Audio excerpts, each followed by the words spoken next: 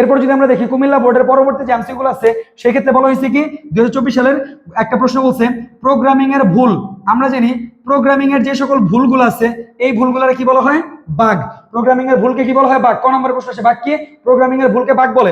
এবার যদি খেয়াল করি এই ভুল ত্রুটি বের করে তার সংশোধন করা অর্থাৎ প্রোগ্রামিং এর ভুল ত্রুটি বের করে সংশোধন করার প্রক্রিয়াকে কি বলা হয় ডিবাগিং। তাহলে খেয়াল করে দেখো প্রোগ্রামিং এর ভুল নির্ণয় করাকে বলা হয় বাগ, সংশোধন করাকে বলা হয় ডিবাগিং। তাহলে অ্যান্সার কোনটা আসবে ডিবাগিং। তার মানে কোনোটাই হবে না এনকোডিং ডিকোডিং বা কোডিং কোনোটাই না, অ্যান্সার কি হবে ডিবাগিং। এরপর যদি আমরা খেয়াল করি সি ভাষায় সমজাতীয় ডেটা সংরক্ষণ, একটু খেয়াল করো ডেটা বা এটাকে কি বলা হয় তথ্য। সমজাতীয় একই ধরনের তথ্য সংরক্ষণ করার জন্য আমরা মূলত কি ব্যবহার করতে পারি অ্যারে।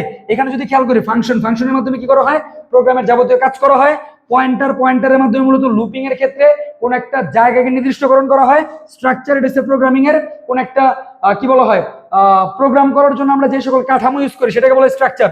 বাট ডেটা সংরক্ষণের জন্য সমজাতীয় ডেটা সংরক্ষণ করার প্রক্রিয়া কি বলা হয় অ্যারে। তোমাদের ক নম্বরের প্রশ্ন আসে অ্যারে কি কোন একটি চলকের সমজাতীয় মান প্রকাশ করার জন্য আমরা কি ব্যবহার করি অ্যারে। অ্যারে কয় ধরনের বলছি তিন ধরনের কি কি 1D 2D 3D। এবার ঢাকা বোর্ডের কোশ্চেনের জন্য গুরুত্বপূর্ণ।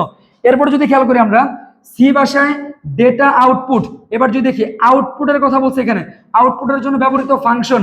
আমরা জানি এখানে মূলত আমাদের ইনপুটের ফাংশনের নাম কি স্ক্যানএফ। তাহলে স্ক্যানএফ হচ্ছে ইনপুট ফাংশন।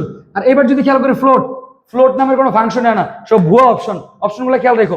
গেট সিএস এটাকে কি বলা হয় ইন্ট ফাংশন। বাকি যেটা আছে প্রিন্টএফ এটাকে কি বলা হয় মূলত আউটপুট ফাংশন। তাহলে প্রোগ্রামিং আউটপুট নেওয়ার জন্য কোন ফাংশন প্রিন্টএফ। আশা করি বুঝতে পারছো, না বুঝতে পারলে আমাদের অবশ্যই অনলাইন পেড কোর্সগুলোতে জয়েন করো। ভালো থাকো, আল্লাহ হাফেজ।